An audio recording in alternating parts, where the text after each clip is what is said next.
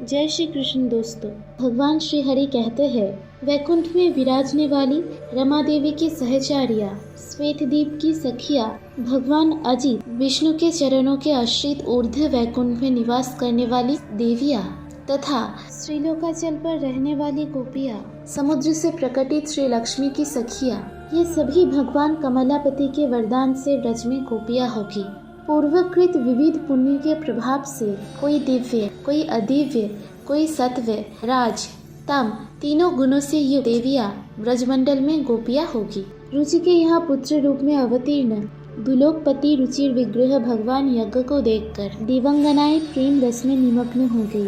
तदंतर वे देवल जी के उपदेश से हिमालय पर्वत पे जाकर परम भक्ति भाव से तपस्या करने लगी। ब्राह्मण, वे सब मेरे ब्रज में जाकर गोपिया होगी।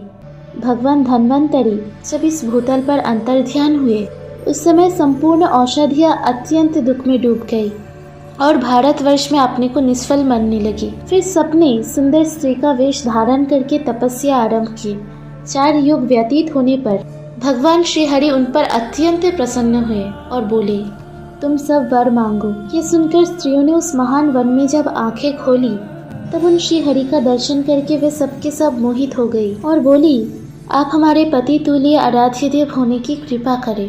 भगवान श्री हरि बोले, औषधि स्वरूपा स्त्रिया, द्वापर के अंत में तुम सभी मनोहरिणी लता रूप से वृंदावन में रहोगी और वहाँ रास में मैं तुम्हारा मनोरथ पूर्ण करूँगा। श्री भगवान कहते हैं, ब्राह्मण, भक्ति भाव से परिपूर्ण वे बड़भागिनी वरंगनाएं वृंदावन में लता गोपी होगी। इसी प्रकार जलंधर नगर की जो स्त्रियां वृंदावनपति भगवान श्री हरि का दर्शन करके मन ही मन संकल्प करने लगी, ये साक्षात श्री हरि हम सबके स्वामी हो, उस समय उनके लिए आकाशवाणी हुई, तुम सब शीघ्र ही रमापति की आराधना करो। फिर वृंदा की भांति तुम भी वृंदावन में भगवान की प्रिय गोपी होगी। मत्स्य अवतार के समय मत्स्य विग्रह श्री हरि को देखकर समुद्र की कन्याएं मुग्ध हो गई। श्री मत्स्य भगवान के वरदान से वह भी ब्रज में गोपिया होगी। मेरे अंशाभूत राजा पृथु बड़े प्रतापी थे। उन महाराज ने संपूर्ण शत्रुओं को जीतकर पृथ्वी से सारी अभिष्ट वस्तुओं का दोहन किया था।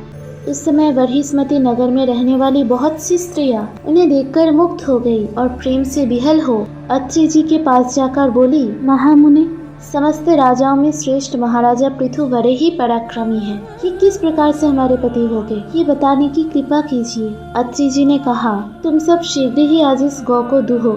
ये संपूर्ण पदार्थों को धारण करने वाली धर्णमाई धरणी देवी है।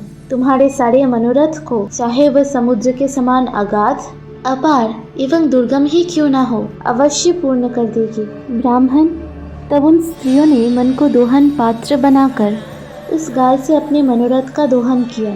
इसी कारण से वे सबके सब वृंदावन में गोपिया होगी। बहुत सी श्रेष्ठ अप्सराएं, जिनका रूप अत्यंत मनोहर था और जो कामदेव की सेनाएं थी, भगवान नारायण ऋषि को मोहित करने के लिए गंधमादन पर्वत पर गई, परंतु उन्हें देखकर वह भी अपनी सुखबुद्ध खो बैठी।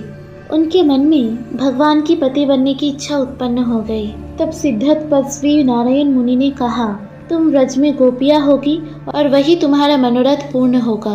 ब्राह्मण, सुतन देश की स्त्रियां भगवान वामन को देखकर उन्हें पाने के लिए उत्कट इच्छा प्रकट करने लगी। फिर तो उन्होंने तपस्या आरंभ कर दी, अतः वह भी वृंदावन में गोपिया होगी। जिन नगराज कन्याओं ने शेषावतार भगवान को देखकर उन्हें पति बनाने की इच्छा से उनकी सेवा समा आराधना की है, वे सब बलदेव जी के साथ रासविहार करने के लिए ब्रज में उत्पन्न होगी। बाकी की कथा सुनिए अगली पार्ट में। राधे राधे।